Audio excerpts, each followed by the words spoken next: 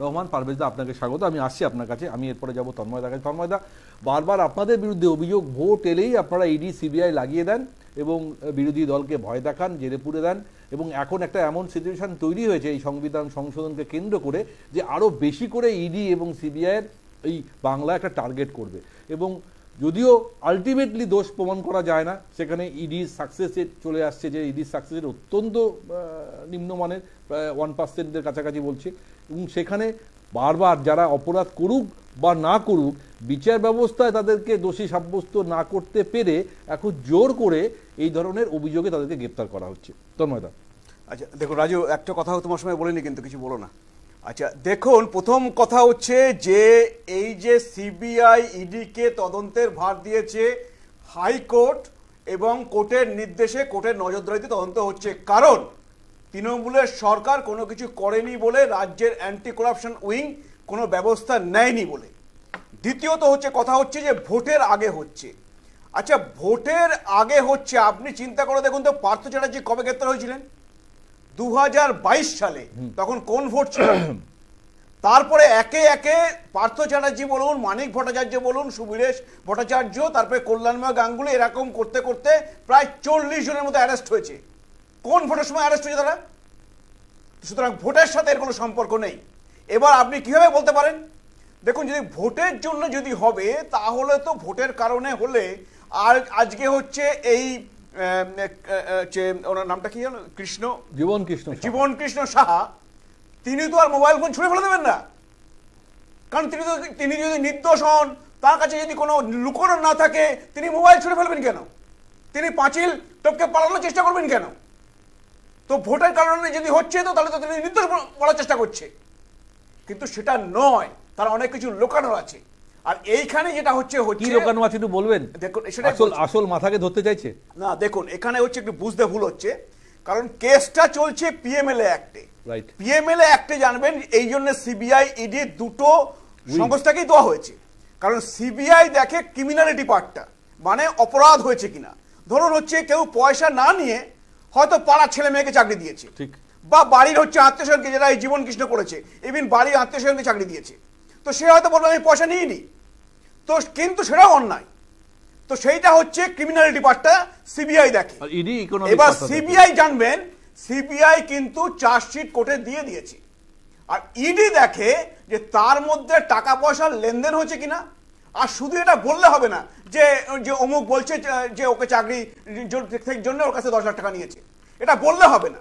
সেটা ইডিকে দেখাতে হবে যে সেই টাকা সে নিয়ে কি করলো, কোথায় গেল, এই মানি লন্ডারিং পার্টটা।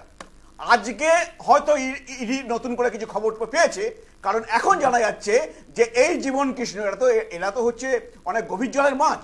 এই জীবন কৃষ্ণ নাকি টাকা তার স্ত্রীর অ্যাকাউন্টে ঢুকিয়েছেন, তার শ্বশুরের অ্যাকাউন্টে ঢুকিয়েছেন, এবং তার এই পিসি যিনি কাউন্সিলর, তার মাধ্যমে নাকি অনেক বেআইনি সম্পত্তি কেনা হয়েছে। আজকে সেই স্ত্রী শ্বশুর বলছেন যে ওগুলো আমাদের টাকা না, ওগুলো জীবন কৃষ্ণর টাকা। তাহলে হচ্ছে পিএমএলএ অ্যাক্টে এখন জীবন কৃষ্ণকে প্রমাণ করতে হবে এই টাকা সে কিভাবে কোথা থেকে পেয়েছে। আজকে সেই পার্টটা কিন্তু ইডি প্রমাণ করার চেষ্টা করছে। তো এই এবং ইডিও দেখবেন এরপরে একসময় কোর্টে চার্জশিট দেবে।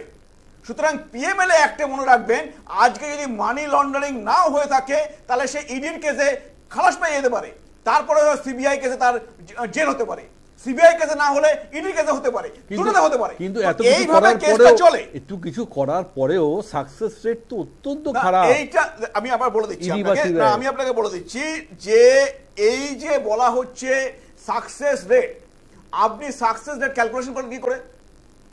ধরুন 100টা কেস হয়েছে, 100টা কেসের মধ্যে 2টো কেস বিচার শেষ হয়েছে, এবং 2টো কেসেই দেখা গেল যে অভিযুক্ত সাব্যস্ত হয়েছে, তাহলে আপনি সাকসেস রেট কি বলবেন?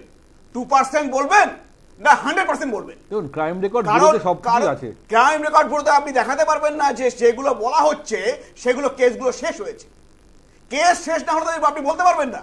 আজকে আমাদের রাজ্যে যে এই সরকার কেসগুলোকে এগোতে দিচ্ছে না, সে পার্থ চ্যাটার্জির ক্ষেত্রে হোক, সেটা আমরা দেখলাম, কারণ চন্দনা সিনহার ক্ষেত্রে দেখলাম আলটিমেটলি রাজ্যপালের অনুমতি নেওয়ার পর তার বিরুদ্ধে 4টে চার্জশিট দেওয়া হয়ে গেছে। পার্থ চ্যাটার্জি বেলের জন্য সুপ্রিম কোর্ট যাচ্ছেন, সুপ্রিম কোর্ট বেল দিতে পাচ্ছেন না, কন্ডিশন বেঁধে দিচ্ছেন যে সমস্ত ইম্পর্টেন্ট উইটনেস আছে, সাক্ষী, সেগুলো হয়ে গেলে তারপরে তুমি বেল পাবে। মানে আপনি বলছেন বিচার প্রক্রিয়া সময় লাগবে, ইচ্ছা করে ওরা করছে এই কারণে, উদ্দেশ্য হচ্ছে 2026-এর আগে যেন কোনো বিচার প্রক্রিয়া শেষ না হয়, কেউ যেন দোষী সাব্যস্ত না হয়, ততদিন পর্যন্ত ওরা টেনে নিয়ে যাচ্ছে এবং সেই জন্য বিভিন্ন ভাবে আটকে রেখেছে বিচার প্রক্রিয়াটাকে। এবং এইটাই যেন বলতে পারে যে না, কেউ তো দোষী এখনো সাব্যস্ত হয়নি, কেউ তো কেস হয়নি, এইটা বলার জন্য আজকে এগুলো করছে। দেখুন, আমি সুপ্রিয় বলবো, এই যে আজকে একটা দেখুন, এই পিসি ভাইপো ধরা পড়েছে, এই জীবন কৃষ্ণ আর তার পিসি ধরা পড়েনি, ভাইপো ধরা পড়েছে, পিসি ভাইপো যোগ। এইরকম এই এসএসসি বা বিভিন্ন রকম যা হচ্ছে দুর্নীতি হয়েছে, আরো পিসি ভাইপো যুক্ত আছে। আমরা সেটাই জানতে চাইছি, অন্য পিসি ভাইপো যারা প্রকৃত পিসি ভাইপো সাসপেক্টেড বা এক্সপেক্টেড, এবার আদৌ সেটা হবে কিনা, ইডি সেই অবধি পৌঁছাতে পারবে কিনা, সেটা তো জানার বিষয় না। তাদের পর্যন্ত ইডি সিবিআই কে পৌঁছাতে হবে, এইটাই আমাদের দাবি। বেশ বেশ বেশ পারভেজ